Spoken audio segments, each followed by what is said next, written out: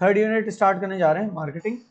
Marketing को लेकर हमारे जहन में फर्स्ट डेफिनेशन ये आती है कि जैसे हम किसी चीज़ की एडवर्टाइजमेंट कर रहे हो कि किसी प्रोडक्ट की मार्केटिंग की जा रही है, लेकिन ठीक है यूज़ किया जा सकता है मार्केटिंग को उस हवाले से भी, लेकिन वो सिर्फ मार्केटिंग का एक पार्ट है एडवर्टाइज करना। Marketing is a very broad term, umbrella term है, उसके अंडर बहुत सारी चीज़ें आती हैं, ठीक है। उसके अंदर अगर आसान अल्फाज में बोला जाए तो मार्केटिंग के अंदर ये शामिल है कि कस्टमर की नीड को आइडेंटिफाई करना, फिर उस हिसाब से प्रोडक्ट बनाना, फिर उस प्रोडक्ट को कस्टमर तक किस चैनल के जरिए पहुंचाएं, किस मार्केट मतलब किस डिस्ट्रीब्यूशन चैनल के जरिए पहुंचाएं, किस तरीके से पहुंचाएं, ऑनलाइन सेल करें या बाकायदा क्या कहते हैं अपनी शॉप, रिटेल शॉप खोलें, डोर स्टेप डिलीवरी हो, या होलसेलर बीच में मौजूद होगा फिर रिटेलर आएगा। ये सब डिस्ट्रीब्यूशन चैनल हैं कि कौन से रूट से वो कस्टमर तक बेहतर पहुंच सकते प्रोडक्ट, और कस्टमर के को पहले अवेयर भी करना साथ में कि एक प्रोडक्ट है जो उसकी नीड पूरी कर सकते हो, और वो आप एडवर्टाइजमेंट्स के जरिए करते हो, ठीक है। सो मार्केटिंग के अंदर मार्केट गैप आइडेंटिफाई करना कि क्या प्रोडक्ट दे सकते हैं, क्या डिमांड जो फुलफिल नहीं हो रही लोगों की तो वो बनाएं हम, और उसको कस्टमर तक पहुंचाने के तमाम जितने भी फैक्टर्स शामिल हो मार्केटिंग का हिस्सा बनते हैं, ठीक है। ये एक ब्रॉड इसकी डेफिनेशन है। तो मार्केटिंग का role identifying customer needs, satisfying customer needs, maintaining customer loyalty, building, ये इसको हम देखते हैं। फिर मार्केटिंग के मार्केट लव्स इटसेल्फ क्या है? मार्केट वो जगह होती है जहां पर सेलर या सप्लायर और कंज्यूमर, कस्टमर या बायर कह लो, कस्टमर और सप्लायर मिलते हैं जिस पॉइंट पे वो कहलाती है मार्केट, सही है। तो मार्केट चेंज होने का मतलब क्या, वो जगह चेंज हो गई, जरूरी नहीं है वो फिजिकल जगह हो पहले तो, ठीक है ना। हो सकता है मार्केट कल तक फिजिकल थी, अब वो चेंज हो गई, इलेक्ट्रॉनिक में कन्वर्ट हो गई, ई कॉमर्स जिसे हम कहते हैं इलेक्ट्रॉनिक कॉमर्स, ठीक है। इसके अलावा मार्केट के चेंज होने में सिर्फ जगह से तब्दील होना जरूरी नहीं है, मार्केट के चेंज होने का मतलब ये भी शामिल है कि कस्टमर की प्रेफरेंसेस चेंज हो जाएगा। तो आपके जो डिमांड करते हैं, ठीक है, कस्टमर जो भी आपके पोटेंशियल कस्टमर्स हैं, उनको जो प्रोडक्ट चाहिए पहले आप वो फराम करते थे, अब उनकी डिमांड चेंज हो गई है, now they want a different product. से पहले वो नॉर्मल लकड़ी के बैट्स उनको पसंद थे, अब वो फाइबर के बैट्स मांगते हैं, ठीक है। तो मार्केट चेंज हो गई तो वैसे ही रिस्पॉन्ड करना आपके सप्लायर ने। So this all will come in this marketing क्या हमारे यूनिट में। So we start marketing, competition and the customer. ये आपका थर्ड यूनिट है मार्केटिंग, उसका पहला हेड है marketing, competition and the customer. Marketing का रोल क्या है? मार्केटिंग का रोल मैंने जैसा बताया एडवर्टाइजमेंट से और एडवर्टाइज करने से बहुत बड़ा रोल है। एडवर्टाइज तो बस एक फंक्शन है मार्केटिंग का, ये आइडेंटिफाई करना कि कस्टमर की नीड्स क्या हैं, फिर उस हिसाब से प्रोडक्ट बना के ऐसी जगह पे सेल करना कि कस्टमर तक पहुंच सके, और कस्टमर को अवेयर करना कि हम इस तरह की प्रोडक्ट बेच रहे हैं ताकि वो कस्टमर खरीद सके और वो यूज करके सेटिस्फाई हो जाए हमारे प्रोडक्ट, ठीक है ना। तो सेटिस्फाई करना कस्टमर की नीड्स को, तो कस्टमर की नीड्स आइडेंटिफाई करना और उसको सेटिस्फाई करना, ये एक मार्केटिंग का बड़ा फंक्शन है। इसके अलावा और क्या है? मेंटेनिंग कस्टमर लॉयल्टी, फिर वही चीज फराम करना, बेटर क्वालिटी में फराम करते रहना ताकि कस्टमर लॉयल्टी मेंटेन्ड रहे, ये भी मार्केटिंग का एक किरदार है, ठीक है, ताकि वो रिपीटेड कस्टमर बने कि ये जो हमने की साइकिल ये अगेन एंड अगेन होती चली है, बार बार कस्टमर आए, बार बार हम उसको सप्लाई करें। बिल्डिंग कस्टमर रिलेशनशिप, ठीक है। अच्छा, ये नीचे के दो पॉइंट्स ऑलमोस्ट सेम ही है कि कस्टमर लॉयल्टी बनाना या कस्टमर के साथ रिलेशनशिप बिल्ड करना, इट्स मोर और लेस द सेम। सो ये चार आपके जो है ना लाइन आइटम्स हैं जो हम कहते हैं जैसे मार्केटिंग के आपके सेंट्रल फोकस जिस तरफ है कि मार्केटिंग का किरदार क्या है, ये चार चीजें। रट्टा नहीं मारना, तुम्हें जहन में इतना रखना कि कस्टमर नीड्स आइडेंटिफाई करना, उनको फुलफिल करना, दैट्स मेनली मार्केटिंग। जब आगे आओगे तो और रिफाइंड डेफिनेशन समझोगे इसकी। सो कस्टमर नीड्स को आइडेंटिफाई करने का मतलब क्या है कि मार्केट सर्वेस करना, देखना कि कस्टमर्स अभी क्या कस्टमर्स की डिमांड है। लेट्स सपोज जब करीम पाकिस्तान के अंदर लॉन्च हो रही 2011-12 समवेयर, पाकिस्तान का ट्रांसपोर्टेशन सिस्टम बहुत बुरा खराब था, पब्लिक ट्रांसपोर्ट सिस्टम, ठीक है। और दूसरे एंड पे टैक्सी वाले या रिक्शे वाले बहुत एक्सप्लॉइट भी करते थे, बहुत ओवर चार्ज करते थे, अपना मनपसंद पैसे चार्ज करते थे और बहुत ही जो है ना ईगोइस्टिकली चार्ज करते थे, उनको कोई रोकथाम नहीं थी। इसके अलावा लोगों के पास स्मार्टफोन आ चुके थे तब तक, और 3G आ चुका था, 3G 4G आ चुका था मोबाइल नेटवर्क्स में। तो स्मार्टफोन है, 3G 4G नेटवर्क सबके पास मौजूद है, और ट्रांसपोर्टेशन का निज़ाम बिगड़ा हुआ है। तो लोगों को चाहिए, ये तो नीड तो आइडेंटिफाई कर ली, और क्या वो प्रोवाइड किया जा सकता है? अब प्रोवाइड भी किया जा सकता है क्योंकि स्मार्टफोन्स भी आ चुके हैं और 3G 4G नेटवर्क्स भी आ चुके हैं। तो ये पूरा क्या, ये सारी रिसर्च करना, this is part of marketing, कि अंडरस्टैंड की कस्टमर की नीड्स, ठीक है। और उसके साथ साथ उसकी नीड्स को सेटिस्फाई किस तरह से करेंगे। कस्टमर की नीड एक पुरसुकून ट्रांसपोर्टेशन मिले उसको, कि वो जो पैसे दे रहा है अगर एक रिक्शे के, तो उस पैसों में उससे भी अच्छी उसको अगर राइड मिल रही है तो देर मोर देन हैप्पी। ठीक है, the prices they are willing to pay, उनकी डिजायर्स, कस्टमर क्या डिजायर कर रहे हैं, कस्टमर क्या चाह रहे हैं, किस तरह की प्रोडक्ट वो आइडेंटिफाई करो, क्या प्राइस पे चाह रहे हैं वो प्रोडक्ट, वो मार्केट रिसर्च करके आइडेंटिफाई करो कि कस्टमर फला प्रोडक्ट के कितने पैसे देगा, कि रिक्शे के जब इतने दे रहा है तो रिक्शे से कम तो दे ही देगा, एक एयर कंडीशन कार के प्राइसेस भी पता चल गए। प्रिफर्ड परचेजिंग चैनल, उसको कहाँ से इजीली परचेज कर सके वो आपकी सर्विस को, तो आपने कहा मोबाइल फोन में डाल दिया एप्लीकेशन के तौर पे, सही है, मोर देन हैप्पी होगा वो। और पोस्ट सेल सर्विसेज दे में रिक्वायर, और सर्विसेज उसके बाद प्रोडक्ट खरीद ले उसके बाद अगर सर्विसेज मिले तो वो मोर देन हैप्पी हो जाएगा, होती है आफ्टर सेल सर्विस। करीम की अगर राइड बुक कर ली, वो आपको एक जगह से दूसरी जगह लेके तो रिव्यूज देते हो ना, फीडबैक देते हो, this is everything in that. ठीक है, तो आपने कस्टमर की नीड को पूरे तौर पे ऐसे मैप किया कि ये कर सकते हैं। दूसरे नीड में सप्लाई कैसे करें, फिर वो देखा सप्लाई चैनल, भाई इंटरनेट मौजूद है, एप्लीकेशन बनानी है, और फिर देखा बहुत सारे लोग बेरोजगार बैठे हैं, या जो अपने टैक्सी या कोई प्राइवेट ट्रांसपोर्ट चला रहे हैं, वो महान है जो कमा रहे हैं, उससे ज्यादा आपको लगता है आप उनको प्रॉमिस कर सकते हैं अमाउंट, कि हम आपको इससे ज्यादा बड़ी अमाउंट देंगे अगर आप आप करीम के ड्राइवर बनेंगे। ठीक है, तो वो करीम या उबर के ड्राइवर बनने के लिए साइन अप करते, तो आपने देखा एक दौर था जब बहुत कमाए ड्राइवर्स ने भी। सो वो फर्स्ट टाइम में आपकी मार्केट पूरी अपने जनरेट की, उसके लिए जेब से पैसा बहुत जाता है एक बिजनेस का, लेकिन इवेंचुअली वो बिजनेस तो बहुत स्ट्रांग भी हो जाता है। Satisfying customer needs is the second, maintaining customer loyalty is the third, कि एक मार्केटिंग का रोल जो है आइडेंटिफाई की, कस्टमर नीड सेटिस्फाई की, फिर उस कस्टमर को रिपीटेटिव कस्टमर बनाया, उसके साथ रिलेशनशिप बड़ा स्ट्रांग किया।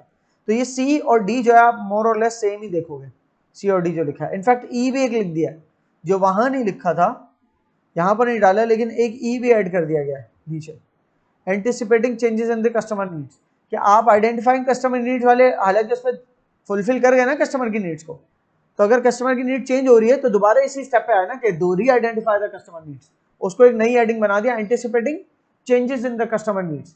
क्या आपने एक दफा नीड्स आइडेंटिफाई कर ली वो काफी नहीं है, हो सकता है वो नीड्स बदल जाए कल की कस्टमर को, हो सकता है कि अब तक जो आप traditional hair style hair cutting उसको करके दे रहे थे, अब दौर दूसरी तरफ जा रहे हैं, कोई नए ड्रामा सीजन्स बहुत मशहूर हो गए, यंग जनरेशन में कोई आर्टिस्ट बहुत मशहूर हो गए, अब आपको लग रहा है कि उनके जो वो आर्टिस्ट हेयर कट यूज कर रहे हैं, वैसा एक बच्चा आके आपको कहता है कि ये वाला हेयर कट कर, तो आपको पता ही नहीं वो हेयर कट कौन सा है, तो उस दिन तो आपने देख लिया, उसने समझा दिया बच्चे ने, आप घर जाके आपने रिसर्च किया कि यार अगर मैं अपने सलून को बूस्ट करवाना चाहता हूँ तो बाकायदा बाहर बैनर लगा दूंगा हम ये वाले हेयर कट करते हैं, तो राइट टाइम के ऊपर आपने जो है मार्केट ट्रेंड को पकड़ा और अपने पास, तो एंटीसिपेटिंग चेंजिंग कस्टमर नीड्स, उसी हिसाब से अपनी मार्केटिंग स्ट्रेटजी जो आप अपने कॉम्पिटिटर्स से आगे निकल आते हो, आपको कॉम्पिटिटिव एडवांटेज मिल जाते हैं। कॉम्पिटिशन होता है ना, बहुत सारे सप्लायर होते हैं कि जिसके तो कॉम्पिटिशन होता है, उसमें आपको कॉम्पिटिटिव एडवांटेज किसे कहते हैं, कि आप उनसे किसी चीज में बेहतर हो गए, आप उनसे किसी चीज में डिफरेंट हो गए, अच्छे अच्छे मायनों में कह रहा हूं मैं, डिफरेंट हो गए, अच्छी प्रोडक्ट दे रहे हो, तो आप कॉम्पिटिटिव एज के साथ हो या कॉम्पिटिटिव एडवांटेज के साथ हो उनके ऊपर।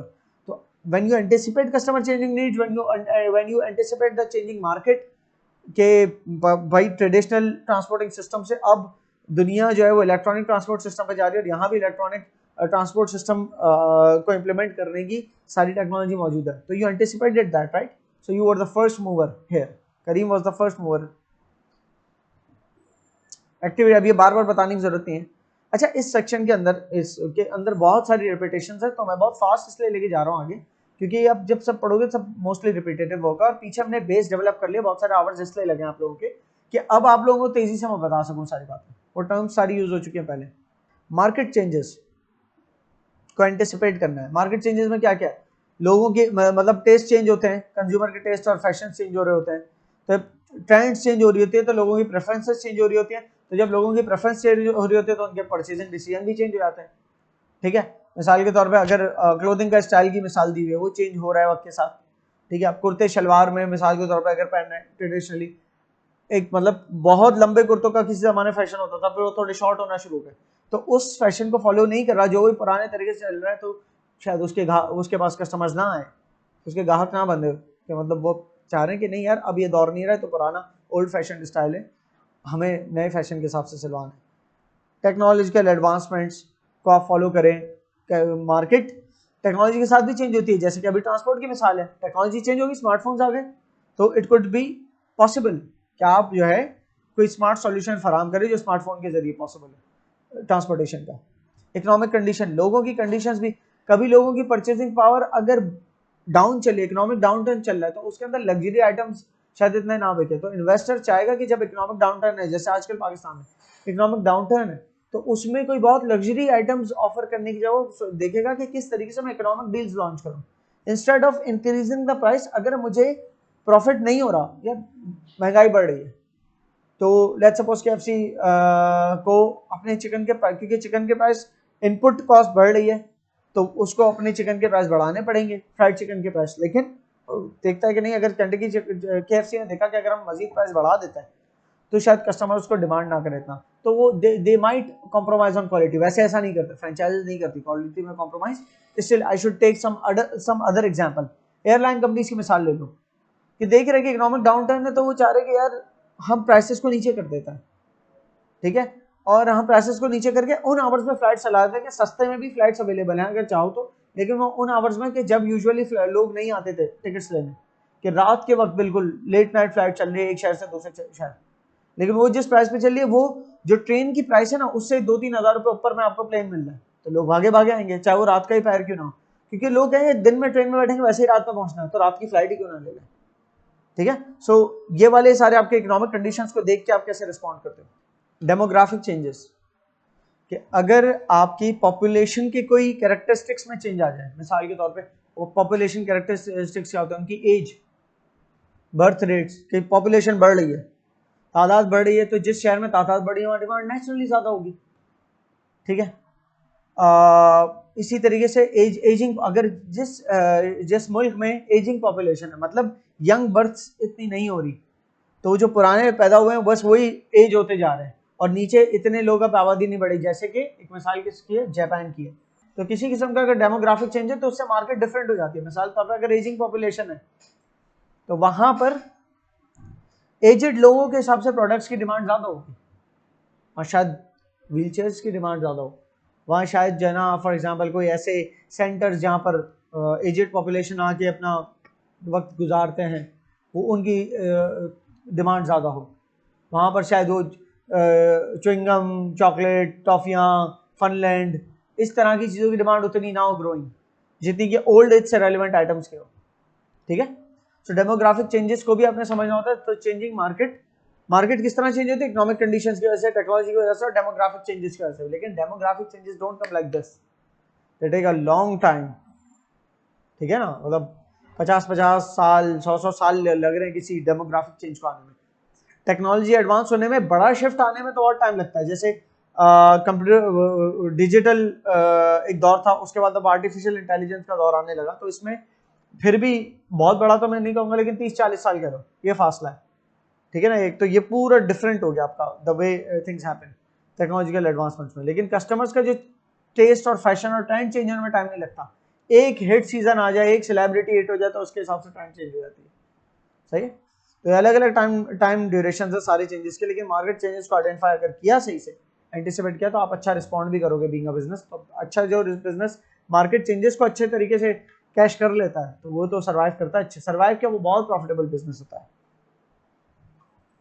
Importance of changing customer needs, अगर आपने चेंजिंग कस्टमर नीड्स को रिस्पॉन्ड नहीं किया, तो आपका बिजनेस कंपटीशन में लूज कर जाएगा, बाकी लोग शायद आपसे आगे निकल जाए, रिस्पॉन्ड अच्छा कर जाए, और कल को आप फेल भी हो सकता है अपने बिजनेस के अंदर रहते हुए, ये भी तो रिस्क है ना।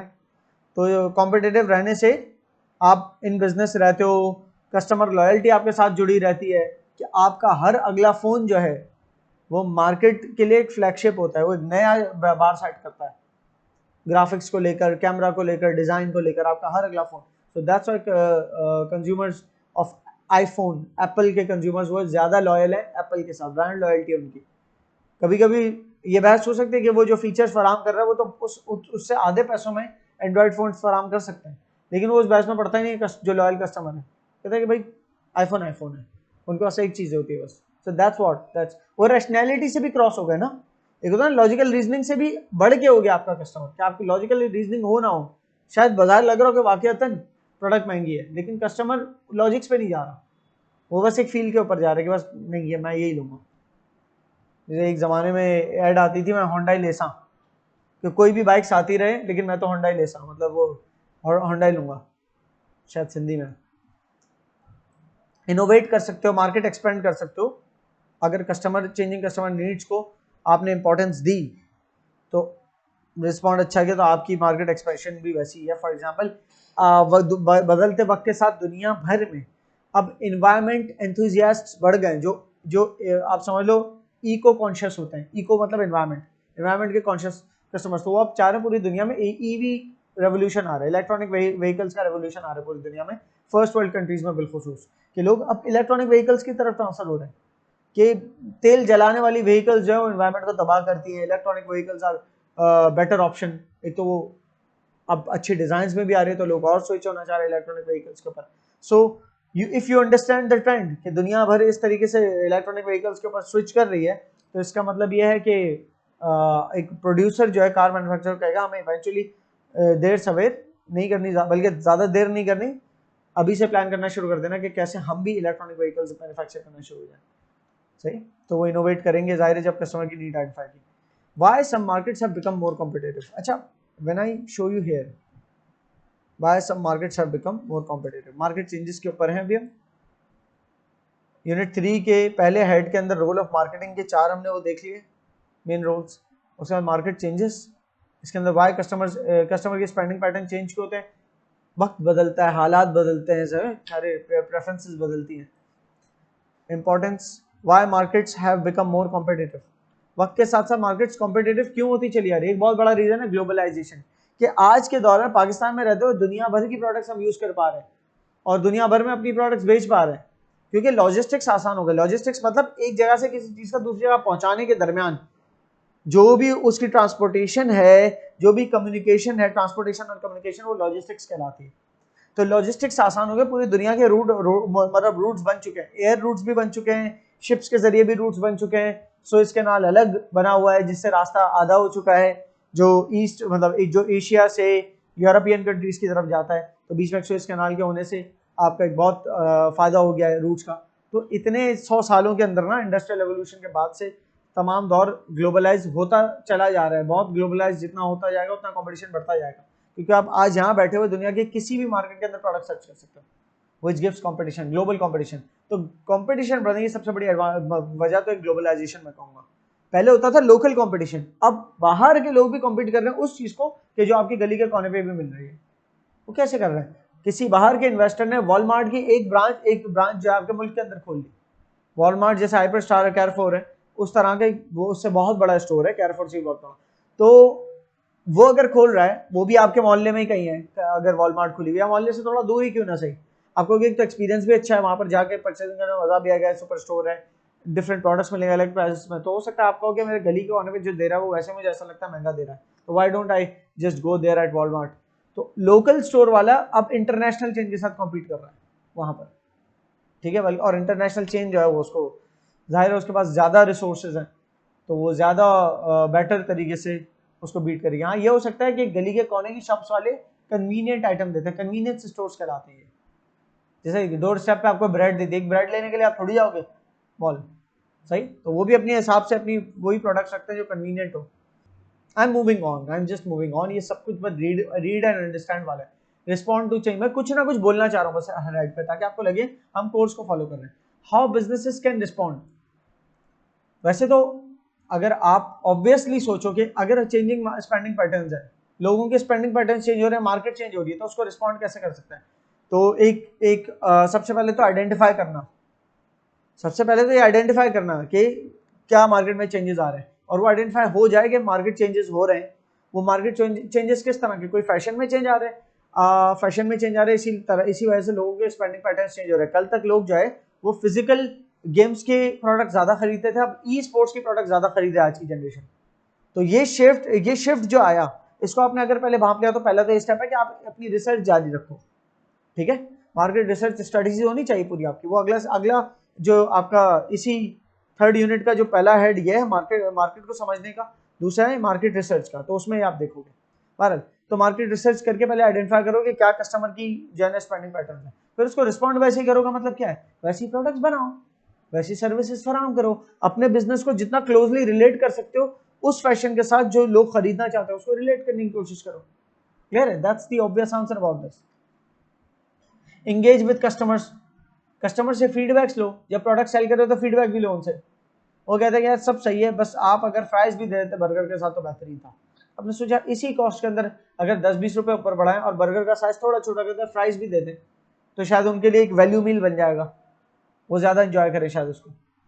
सही, क्योंकि और हो सकता है आपके कॉम्पिटिटर, अच्छा आपके कस्टमर ने आपको नहीं बताया लेकिन फीडबैक्स तो ये भी होता है ना कि आप मार्केट के अंदर एक तो कस्टमर से डायरेक्ट लेते हो और एक आपको मार्केट ऑब्जर्वेशन भी होती है कि हमारे कॉम्पिटिटर्स क्या कर रहे हैं। कॉम्पिटिटर ने नई प्रोडक्ट लॉन्च की तो आपकी आंखें खुली होनी चाहिए उस पर कि वो अब बर्गर के साथ फ्राइज भी दे रहा है, बर्गर किंग बर्गर के साथ फ्राइज भी दे रहा है, तो हो सकता है हार्डीज कहे कि no I also have to do it. अब मुझे बर्गर और फ्राइज को अलग अलग चार्ज नहीं करना होगा, मुझे एक वैल्यू मील बना के पेश करना पड़ेगा which seems a bit cheaper. Continuous product enhancement, अपनी प्रोडक्ट के अंदर कंटीन्यूअस इंप्रूवमेंट लेके आओ, कंटीन्यूअसली एनहांस करते रहो प्रोडक्ट को। कैसे? प्रोडक्ट कल तक ऐसी थी कि भाई आप एक मोबाइल सिम प्रोवाइडिंग कंपनी हो तो आपको जो बैलेंस रीलोड कराता है बंदा, पहले वो शॉप पे जाके ना कार्ड लेता था, या फिर उसके बाद आपने एक नई फैसिलिटी दी, आप इजी लोड शॉप पे जाके बोल दो कार्ड लेके स्क्रैच करके लोड करने की जरूरत नहीं, वो इजी लोड आपको कर देगा। फिर अगली फैसिलिटी यह है कि आपको ऑनलाइन वेबसाइट के जरिए मिल गया, फिर ऐप के जरिए मिल गया, फिर आप अपने बैंक अकाउंट्स जो है उसके जरिए भी आप डायरेक्टली जो है ना इजी लोड करा सकते हो, अपने पास मोबाइल रिचार्ज करा सकते हो balance. So that's a facility, right? You are continuously enhancing your product. एक बंदे के पास बैलेंस पूरा खत्म हो जाए तो वो क्या करे, तो वो 60 रुपए की लोन भी ले सकता है। उतनी लोन लेने के बाद क्या करेगा, उतनी लोन लेने जितना इंटरनेट चल जाएगा उसका उतना डाटा चल जाएगा, तो उसमें वो अपनी मोबाइल एप्लीकेशन खोल के अपने आप को रिचार्ज कर सकता है balance, right? So this is product enhancement. Innovative रहो, इनोवेट करते रहो, वही प्रोडक्ट एनहांस होते रहे, नई नई देखो अपनी एग्जिस्टिंग प्रोडक्ट को एनहांस करते रहो, बेटर करते रहो और न्यू प्रोडक्ट्स लॉन्च करते रहो। जैसे GTA 5 है तो एक GTA 5 खुद एनहांस हो रहा है, उसमें अलग अलग किस्म के मॉड्स आ रहे हैं, किस जमाने से होता है 10 साल से चल रहा है, उसमें अलग अलग मॉड्स ऐड होते चले आ रहे हैं, वो उस गेम को ही GTA 5 को ही और इंप्रूव करता चला आ रहा है। लेकिन GTA 5 और इंप्रूव होता जाए दैट्स वन थिंग, एक और अगला वर्जन आ जाए उसका दैट्स अनदर थिंग, या उसका नेक्स्ट एक स्टेज आ गया, ठीक है? इफेक्टिव कॉस्ट मैनेजमेंट, आप अपनी कॉस्ट मैनेजमेंट इफेक्टिवली रखो, एफिशिएंटली प्रोडक्ट प्रोड्यूस करो, ताकि एफिशिएंटली प्रोडक्ट प्रोड्यूस होगी तो आप उसकी कॉस्ट को नीचे जितना लेके आ पाओगे तो उतना ही आप सेलिंग प्राइस को भी नीचे ला पाओगे, सही ना? क्योंकि आपको तो प्रॉफिट मिल रहा है ना। कल तक एक प्रोडक्ट बनने में आपको पर पीस पर फॉर एग्जांपल पर फुटबॉल पर सॉकर बॉल आपको जो है वो बनाने में 450 रुपए की पड़ती थी, ठीक है, और उसको आप बेच रहे थे मिसाल तौर पर 800 में। अब आपने देखा मार्केट में कंपटीशन आ रहा है, 700 रुपए में भी वैसी ही फुटबॉल मिल रही है। आपने स्टडी किया, आपको पता चला ऐसी मशीनरी लगा दी उसने, वो लेबर कॉस्ट तो आप वो अफोर्ड नहीं कर सकते कि लेबर, क्योंकि आपने 450 की बॉल अगर 800 में बेच रहे थे तो 350 मुनाफा बच रहा है, इट्स नॉट इट, वो तो ग्रॉस प्रॉफिट है। उसके अंदर से भी बहुत सारी और कॉस्ट निकालनी है आपने फैक्ट्री का रेंट निकालना है, आपने बिजली का बिल निकालना है, आपने सैलरीज निकालनी है, बहुत सारे अकाउंटेंट्स वगैरह हैं सबकी, क्लियर है? तो ये सारी चार्जेस भी तो निकालने ही है ना उसमें से, फिर वो सब भी पूरे महीने का निकलने के बाद फिर नेट प्रॉफिट बचता है, ठीक है? तो आप देखते हो कि यार मेरा नेट प्रॉफिट कुछ बचाना है तो मैं 800 से नीचे नहीं जा सकता अपनी प्राइस को लेकर, अनलेस कि मैं 450 की कॉस्ट को और नीचे ना ले। तो आपने देखा कि मैं किस तरह और प्रोडक्टिव हो सकता हूँ और कम रिसोर्सेज को यूज करके और बेटर प्रोड्यूस कर सकता हूँ। तो आप जिस तरह for example capital development, capital machinery ले आप, कैपिटल इंटेंसिव हो गए। देखिए लेबर इंटेंसिव होती है जिसमें लेबर ज्यादा हो, जिस बिजनेस में कैपिटल इंटेंसिव होती है जिसमें मशीनरी ज्यादा हो। तो जो बिजनेस लेबर डिपेंडेंट होता है लेबर इंटेंसिव, जो मशीनरी डिपेंडेंट होता है कैपिटल इंटेंसिव कहलाता है। कैपिटल इंटेंसिव में भी लेबर होती है लेकिन निस्बतन बहुत कम होती है। तो आपने जो है मशीनरी लगा दी जो मशीन के जरिए फुटबॉल बनाती है। अब एक एक लेबर नहीं बैठा हुआ फुटबॉल बनाने के लिए, अब मशीन पूरी तैयार करी फुटबॉल को, और बस बीच में कुछ लेबर है जो पैकिंग के लिए काम कर रहे हैं बस, ठीक है, या क्वालिटी इंस्पेक्शन के लिए काम कर रहे हैं, that's it.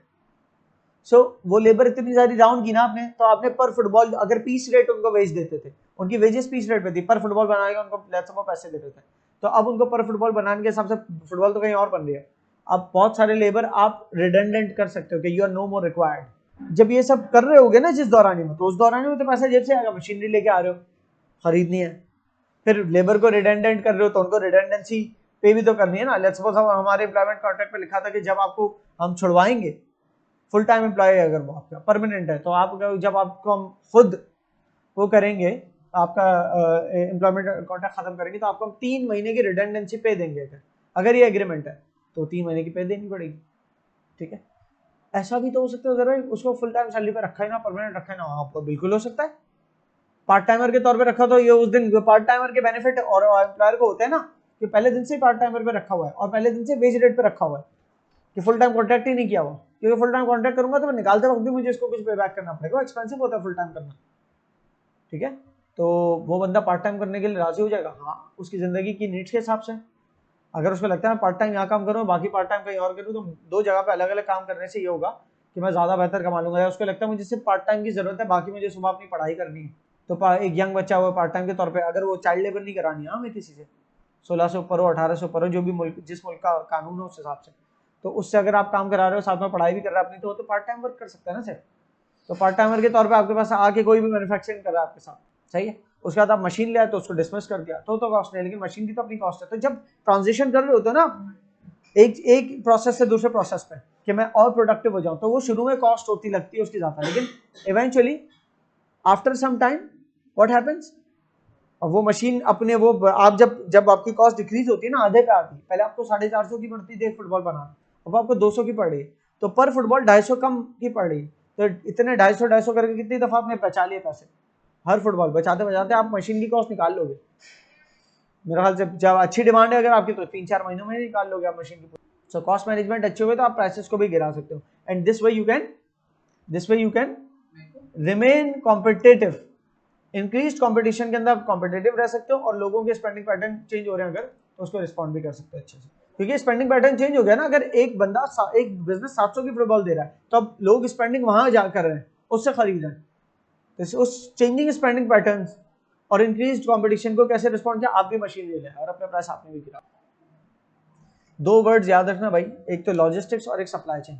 Supply chain CHAIN chain, इसका मतलब ये तुम्हारे गले की चेन है, सप्लाई करना नहीं है, एक पूरी चेन बनी हुई है, कड़ी बनी हुई है, ठीक है ना, कि प्रोडक्ट जो रॉ प्रोडक्ट कंज्यूम होती है उसकी पूरी कड़ी, रॉ प्रोडक्ट प्राइमरी सेक्टर के अंदर आती है, वहां से कुछ प्राइमरी सेक्टर रॉ प्रोडक्ट को निकालता है, ठीक है।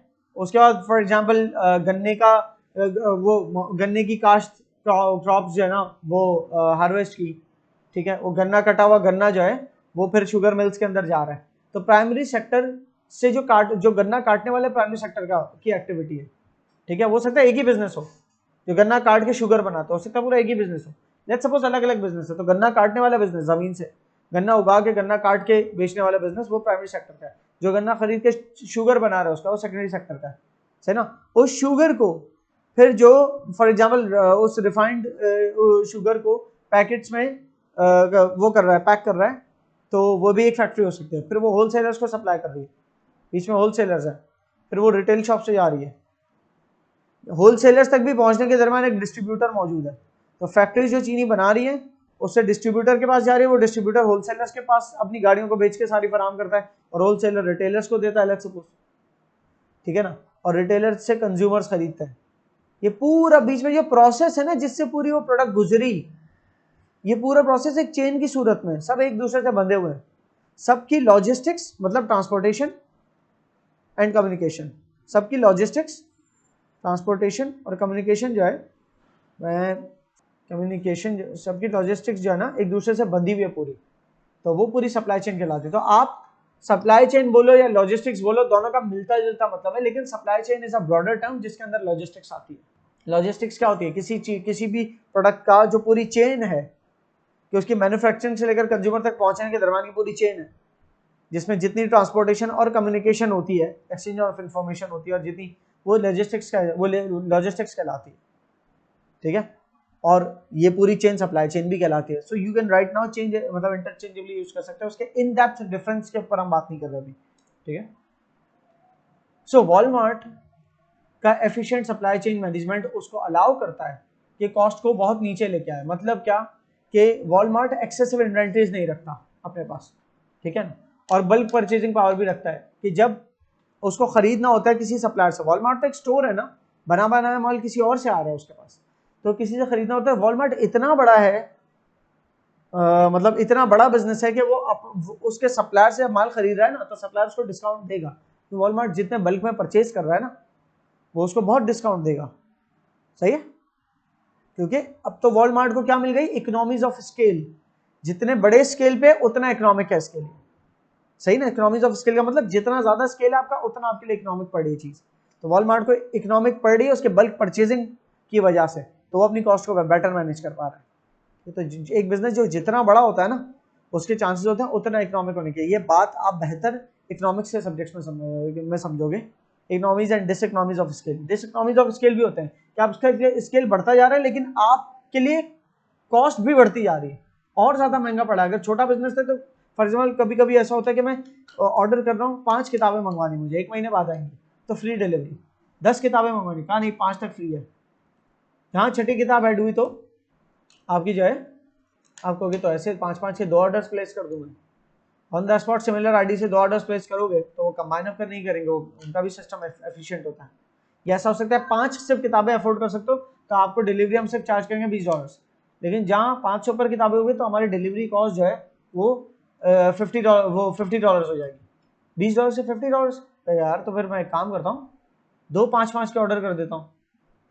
ठीक है, अगर वो ऐसे सोचता है तो सिस्टम तो एक ही है ना। अच्छा, जिसके पास सिस्टम एक ही नहीं है तो 5 बुक्स के भी फिर ऐसे रखेगा कि 5 किताबें अगर आप ऑर्डर कर रहे हो तो $30 चार्ज करेंगे, और अगर 6 किताबें ऑर्डर कर रहे हो और 6 से लेकर 20 किताबों तक हम जो है $50 चार्ज करेंगे। तो वो बंदा कहेगा यार मैं 6 किताबें ऑर्डर कर रहा हूँ तो 2 दफा ये करूँ तो ये तो 2 दफा 60 हो जाएंगे, उससे बेटर उसके होगा 50 वाली, राइट। तो वो भी ऐसा डिजाइन करेंगे बंदा इसमें खेल ना जाए। सो ये वॉलमार्ट की मिसाल के बाद आपके सामने एक एक्टिविटी है, what happens when change catches up with you. Change आता है तो फिर no you need to respond with that. Why did Kodak get into financial difficulties. Kodak एक कंपनी थी जो फोटोग्राफिक रील्स स्ट्राइप्स फराम करती थी। वो पहले कैमरास होते थे ना, तो उसमें फोटोग्राफिक जो फिल्म्स डलती वो फिल्म्स कहलाती हैं, वो डलती थी। तो मार्केट चेंज हो गई, डिजिटल कैमराज आ गए। अब वो रील्स नहीं डलती, अब डिजिटल कैमरा में मेमोरी कार्ड डल रहा है उसके अंदर स्टोर होती है, यानी कि रील में डल रही है। फिर रील को आप जो जाके ना, वो नेगेटिव होती हैं उनको जाके आप जो है ना फोटोज बनवा के लेके आओ, जो करके देता है वो काम। It's not like that anymore. तो वो उसको रिस्पॉन्ड नहीं कर पाए होंगे प्रॉपरली, तो इसीलिए वो बिजनेस खत्म हो गया होगा, बैंकरप्ट हो गया होगा। तो you will read this case study and you will answer these questions. फिर हमारे नेक्स्ट उसके ऊपर आ जाते हैं, कौन मार्केट चेंजेस के बारे में डिस्कस कर लिया है। उसके बाद concept of niche marketing and mass marketing. देखो नीश मार्केट, मास मार्केट होती है आम मार्केट, एक बहुत मतलब जब मार्केट यहाँ पर देखो, मार्केट के लफ्ज अलग अलग तौर पे यूज हो रहा है। अभी कह रहे हैं नीश मार्केट, मास मार्केट। यहाँ पर कस्टमर्स को देख के इस्तेमाल किया जा रहा है मार्केट का लफ्ज। क्या आपकी प्रोडक्ट की मार्केट क्या है, नीश है या मास है। चीनी की मार्केट क्या है, मास मार्केट है, आम आवाम ले रही है। सही है। कॉफी की मार्केट क्या है, मास मार्केट है। लेकिन डेविडॉफ की कॉफी है, स्पेसिफिक है, कोई ऐसी ब्रांड है उसकी कॉफी, उसकी मार्केट क्या है, तो वो थोड़ी सी नीश हो जाएगी, आम मार्केट से थोड़ी सी डिडक्ट हो गई, थोड़ी नीश हो गई। सही, और स्पेसिफिक हो गई। आमतौर पे गाड़ियां हैं उनकी मार्केट मास मार्केट कहला सकती है। इलेक्ट्रॉनिक व्हीकल्स एक नीश है, गाड़ियों के कस्टमर्स में से जो इकोनॉमिक फ्रेंडली प्रोडक्ट्स चाहते हैं वो वाले कस्टमर्स, तो नीश हो गया, राइट। सो नीश वर्सेस मास के अंदर यही फर्क है। Almost everyone wants mass market, वो प्रोडक्ट जो तकरीबन सब चाहते हैं। तो आपकी प्रोडक्ट की मार्केट क्या होगी, मास मार्केट। आप वो प्रोडक्ट दे रहे हो जो स्पेसिफिक लोग चाहते हैं, आपकी प्रोडक्ट की मार्केट होगी नीश मार्केट। ओके, अब वो स्पेसिफिक कितनी स्पेसिफिक है। अच्छा, हर नीश के अंदर एक और नीश बन सकता है। तो फॉर एग्जांपल गाड़ियां आमतौर पे मास मार्केट है, लेकिन खुद गाड़ियों से एक स्टेप ऊपर चले जाएं, व्हीकल्स, बाइक्स भी है, बाइसाइकिल्स भी है, गाड़ियां भी है, ट्रेन भी है, ट्रांसपोर्टेशन। अब ट्रांसपोर्टेशन मास मार्केट है, उसके अंदर एक नीश है गाड़ियां। अब गाड़ियां जो हैं आमतौर पे गाड़ियों के तमाम कस्टमर्स, वो हो सकता है ट्रांसपोर्टेशन सिस्टम के अंदर रहते हुए गाड़ियों के जो कस्टमर्स है वो नीश हो, लेकिन गाड़ियों के कस्टमर्स की निस्बत इलेक्ट्रॉनिक व्हीकल्स के कस्टमर्स वो फर्दर नीश है। तो इलेक्ट्रॉनिक व्हीकल्स की कस्टमर्स की बनिस्बत आमतौर पर गाड़ियों के कस्टमर्स मास कहलाए। सही। So towards the niche is like downwards and towards the mass is upwards. Going सही ना, going towards the umbrella is upwards, going towards the bottom is downwards, जो है ना वो niche की तरफ जाते जाते स्पेसिफिक होते चले जाते। कह रहे तो पर्सनलाइज्ड होते। एट एंड क्या नीश का एंड क्या है? पर्सनलाइज्ड प्रोडक्ट, कि आप मुझे बताएं अब गाड़ी में आपकी क्या डालूं, अब बताएं आपकी गाड़ी में ये वाला शेप कैसा होना चाहिए। It's totally specific to you. सही है, ये मोस्ट नीश है। तो ऐसी कंपनी जो कि बिस्पोक गाड़ियां बनाती है, टेलर मेड गाड़ियां बनाती हैं, तो वो तो और ज्यादा नीश प्रोडक्ट्स दे रही है, तो उनकी मार्केट भी उतनी ही नीश है। वो जितनी ज्यादा स्पेसिफिक प्रोडक्ट्स हैं उतनी ज्यादा नीश मार्केट है। ओके, मास मार्केट और नीश मार्केट, इन दोनों के समझ लो डिफरेंस के ये बने हुए हैं दो कॉलम्स जिसमें आस्पेक्ट्स लिखे हुए। डेफिनेशन ये है कि मास मार्केट का सेल्स वॉल्यूम हाई होता है, क्वांटिटीज, सेलिंग क्वांटिटीज ज्यादा होती है। नीश मार्केट की सेलिंग क्वांटिटीज मास मार्केट जितनी नहीं होती, लेकिन उनके प्राइस ज्यादा होते हैं। फास्ट फूड है, मास मार्केट है, प्राइस लो होता है, क्वांटिटी पे खेलता है वो लोग, ज्यादा क्वांटिटी बेचते हैं। लेकिन अगर एक फाइन डाइन किस्म का कोई रेस्टोरेंट है जहां के ऊपर स्पेसिफिक मील मिलता है, मंदी खाने जा रहे हैं स्पेसिफिकली, तो मंदी जितनी खाई जाती है उससे बहुत ज्यादा फास्ट फूड फ्राइड चिकन खाया जाता है। लेकिन जो मंदी खा रहे हैं वो स्पेसिफिकली जाते तो उसके प्राइस भी फिर उतने ज्यादा है। तो नीश मार्केट प्रोडक्ट्स की प्राइस ज्यादा होती है। इनके क्या है, उनके क्या है, हाई कंपटीशन होता है, मास मार्केट के सप्लायर भी ज्यादा होते हैं। नीश मार्केट को अगर कोई सप्लायर ऑफर कर पा रहा है तो सप्लायर के पास कुछ मुख्तलिफ है ना, जो आमतौर पर कॉम्पिटिटर्स नहीं आ सकते हासिल करने। फॉर एग्जाम्पल अकेडमी का एक अपना सिस्टम है, ठीक है, यहाँ अकेडमी के अंदर द वे वी टीच, तो ये it is a bit different than normal school tuition thing. So we are tapping a niche market. जो इस सिस्टम के अंदर आना चाहते हैं वो इस सिस्टम के अंदर आएंगे, कि जिसको स्कूल और ट्यूशन दो जगह डुप्लीकेशन नहीं पढ़ना, एक ही जगह से पढ़ के अपने पूरे उस पर कमांड हासिल करने, they come to us, right. Morning evening उनका जो है टोटली डिपेंडेंट यहाँ पर। So that is a niche. हमारी मार्केट एक नीश मार्केट है, is bringing us our differentiation. हम जो डिफरेंट ऑफर करें इस वजह से कस्टमर हमारे पास आ रहा है। तो नीश मार्केट की जो प्रोडक्ट बनाने वाला होता है वो कुछ डिफरेंट प्रोवाइड कर रहा होता है, उसकी प्रोडक्ट में कुछ अलग होता है, आम नहीं होता है वो, तो उसको कंपटीशन भी फिर कम मिलता है क्योंकि उसके ऐसे बहुत सारे सप्लायर्स अवेलेबल नहीं होते मार्केट में। स्टैंडर्डाइज प्रोडक्ट होती है मास मार्केट वाली, एक स्टैंडर्ड प्रोडक्ट होती है सबके लिए almost same, one size fits all, एक साइज का कमीज है जो सबको आ जाए। जबकि जो टेलर मेड प्रोडक्ट होती है थोड़ी स्पेशल होती है, ठीक है। You will just advantages of mass market के अपने एडवांटेज है, सेल्स पोटेंशियल ज्यादा होता है, ठीक है ना, लेकिन इसके एडवांटेजेस में कंपटीशन कम होता है नीश मार्केट में। सही है। अब फॉर एग्जांपल एक स्पेसिफिक किस्म का फ्लोर है, जैसे आटा मशहूर है हमारे यहाँ, एक भीमपुरा का आटा, तो उसको बेचने वाले 10 दुकानें हैं जो कि वो आटा बेच रहे हैं, सही है, तो वो स्टैंडर्ड प्रोडक्ट बन गया है, तो कंपटीशन भी ज्यादा हो गया। लेकिन कोई स्पेसिफिक प्रोडक्ट तो होगा कि वो दुकानदार उस आटे को फर्दर रिफाइन करके या कुछ करके देता उसके साथ, तो डिफरेंशिएशन ले आया वो, तब उसके पास जाएंगे ना, ठीक है, वो और बेटर कस्टमर्स आएंगे, ठीक है। वो आटा एक एक किलो करके भी तोड़ के देता हूँ, बाकी सब 5-5 kgs देते हैं, ये एक एक kg में भी डिस्ट्रीब्यूटेड देता है अगर उस आटे को, तो हो सकता है जिसको 2 किलो आटे की रिक्वायरमेंट हो खाली, तो वो सिर्फ 2 किलो लेके जा सकता है, वो उसके पास आएंगे जो खुला आटा लेना पसंद करते हैं, सही। So that's a niche market targeted. Disadvantages भी हैं मास मार्केट के, डिसएडवांटेज ये लिखे हुए, नीश के ये लिखे हुए। एग्जांपल्स हैं जैसे दवाइयाँ, एस्पिरिन एक स्टैंडर्ड प्रोडक्ट है, वॉशिंग पाउडर एक स्टैंडर्ड प्रोडक्ट है, मास मार्केट प्रोडक्ट है, साबुन एक मास मार्केट प्रोडक्ट है। लेकिन कोई स्पेशल फूड शॉप है या स्पेशल फूड को मिलता है, डोसा मिलता है यहाँ पर, मसाला डोसा, एक स्पेशल एक एथनिक फूड है, कल्चरल डिश है, तो वो एक नीश को टारगेट कर रही है, ठीक है। लग्जरी वॉचेस एक नीश को टारगेट कर रही है, जो लग्जरी, जो आमतौर पे घड़ी है, लेकिन जो लग्जरी घड़ी की तरफ जाना चाह रहे हैं, दिल गो फॉर दिस, ठीक है। So here this head also ends. अच्छा, पहले हेड के अंदर अब आ जाते हैं मार्केटिंग के चौथे सब टॉपिक में, जो क्या है मार्केट सेगमेंटेशन के हवाले से। तो हमने जब देख लिया कि मास मार्केट और नीश मार्केट क्या होती है, तो उसके बाद मार्केट सेगमेंटेशन समझना आसान हो जाता है कि भाई एक बड़ी मार्केट है और आपकी नीश मार्केट उसका सब ग्रुप है, ठीक है। तो वो नीश मार्केट जब आपने अपने आइडेंटिफाई कर दी, तो जिस उसी तरीके से आपके मार्केट सेगमेंटेशन भी होती है कि आप एक बड़ी मार्केट के अंदर ग्रुप्स के अंदर आइडेंटिफाई करो कि मेरी फॉर एग्जांपल बाय एज अगर मार्केट को मैं डिस्ट्रीब्यूट करूँ तो क्या होगी, ठीक है। इसी तरीके से बाय एज के अलावा बाय जेंडर अगर डिस्ट्रीब्यूट करूँ तो क्या होगी। बहुत सारी प्रोडक्ट्स है जो फीमेल यूज़ करते हैं, सिर्फ मेल यूज़ नहीं करते, बहुत सारे मेल यूज़ करते, फीमेल यूज़ नहीं करते, राइट।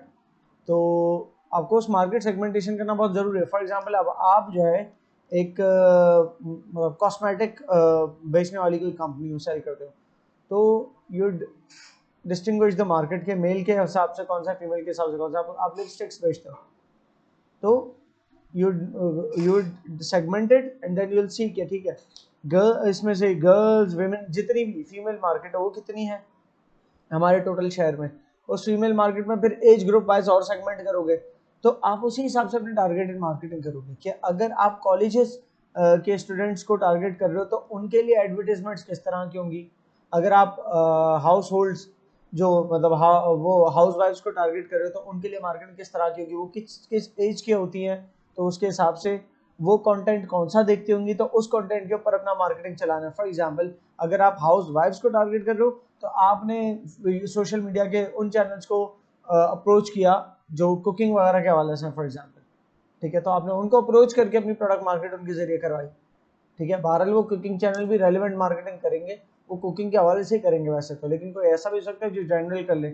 इसके अलावा आप सोशल मीडिया प्लेटफॉर्म्स के ऊपर मार्केटिंग कर रहे हो तो आप सिलेक्ट कर सकते हो कि मुझे किस कंटेंट के ऊपर अपनी मार्केटिंग रन करनी है, तो उस टाइप के कंटेंट, मुझे जिस टाइप के कंटेंट पे मार्केटिंग रन करनी है अपनी, वो उस तरह होना चाहिए कि जिसके अंदर फॉर एग्जांपल 30-40 के दरम्यान की लेडीज हो, ठीक है। अब आप हैंड बैग्स मार्केट कर रहे हो तो वो कोई भी वीडियो, तो उस दरमियान के जो एज ग्रुप है उसको मार्केट कर रहे हो तो उन उस कोई किसी का भी जो कंटेंट है वो जिस एज के लोग देखते हैं, तो वो जो आपका सोशल मीडिया प्लेटफॉर्म जो भी है फॉर एग्जांपल यूट्यूब, तो उनके पास ये डाटा है कि फलां कंटेंट फीमेल्स इस एज की ज़्यादा देखती है, तो वो जो जो भी फलां कंटेंट है फॉर एग्जांपल कुकिंग वाला, तो उसके साथ आपकी एड अटैच की जा सकती है, ठीक है, थिंग्स लाइक दिस। तो मार्केट सेगमेंटेशन अगर आपके पास ऑन पेपर सही से हुई भी है, आपने मार्केट को एनालाइज किया तो आप उसी हिसाब से स्ट्रेटेजी लेके आ सकते हो। तो market segmentation helps you understand your market and you can create a strategy of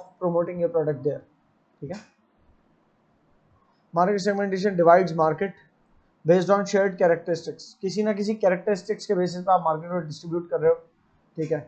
मिसाल के तौर पे कस्टमर्स विद सिमिलर नीड्स, आप तमाम उन कस्टमर्स को एक सेगमेंट बना देते हो कि जो लिपस्टिक रिक्वायर करेंगे, तमाम वो कस्टमर जो हैंड बैग्स रिक्वायर करेंगे, सही, तो अलग अलग सेगमेंट्स हो सकता है इसमें कॉमन भी हो, ऐसा होता है ना वेन डायग्राम में कॉमन स्पेस होता है, बीच में इंटरसेक्शन भी हो कि जो लिपस्टिक्स डिमांड कर रहे हैं वही हैंडबैग्स भी डिमांड करेंगे उसमें से, तो ये हो सकता है। लेकिन हैंडबैग्स के अंदर आप उस अप्रोच से चलोगे, लिपस्टिक्स वगैरह के अंदर उस अप्रोच से चलोगे, स्कूल बैग्स के अंदर आप उस अप्रोच से चलोगे, स्कूल के बच्चों की एज की मार्केट को टारगेट करोगे, तो वही वैसे सेगमेंटेशन करनी है आपने। तो आप फिर उसी तरीके से अपनी स्ट्रेटजी लेके आते हो जो आपके बने हुए सेगमेंट्स को अपील करें, ठीक है। फायदे क्या है मार्केट सेगमेंटेशन के, आपकी मार्केटिंग रेलेवेंट हो जाती है और कॉस्ट इफेक्टिव होती है। आप जनरली सबके लिए मार्केट नहीं कर रहे, अब आपने आइडेंटिफाई कर लिया ना कि हमें स्कूल के स्टूडेंट्स को के टाइप की प्रोडक्ट हम दे रहे हैं, ठीक है। स्टेशनरी, मेरे ख्याल से स्टूडेंट्स स्टेशनरी खुद नहीं सर्च करते, पेरेंट्स सर्च करके देते हैं उनको। स्टूडेंट्स खुद क्या सर्च करते होंगे अपने लिए, वो ऐसी तमाम चीज़ें जो फन आइटम्स है, फॉर एग्जांपल स्पोर्ट्स गुड्स, ठीक है। तो आप चाह रहे हो कि स्पोर्ट्स गुड्स के लिए आप टारगेट करना चाह रहे हो कि वो प्राइमरी के स्टूडेंट्स होते हैं, छोटे बच्चों के स्पोर्ट्स गुड्स, जिसमें छोटे बच्चों के हिसाब से फुटबॉल, छोटे बच्चों के हिसाब से बैट्स हो गए आपके, और इस तरह की तमाम प्रोडक्ट्स, तो उनको टारगेट मार्केट करते हो, आप उन तक पहुंचा रहे हो। क्योंकि देखिए मार्केट आपका जो यूजर एंड यूजर जरूरी नहीं है वो आपसे परचेज करें, एंड यूजर हो सकता है बच्चा हो, कंज्यूम बच्चा कर रहा हो, लेकिन उसको खरीद के उसके पेरेंट दे रहे हैं, तो अगर पेरेंट खरीद रहे हैं अपने पेरेंट को टारगेट करना है, चाहे वो अब स्टेशनरी सेल करनी है तो ज्यादा चांसेस है बच्चे को पेरेंट दिलवाएंगे। आपको स्पोर्ट्स गुड्स भी पेरेंट दिला दे, लेकिन स्पोर्ट्स गुड्स वो चीज़ है जिसके लिए बच्चा फरमाइश करता है, स्टेशनरी के लिए बच्चा ये कहता है खत्म हो गई जो भी दिला दो, राइट।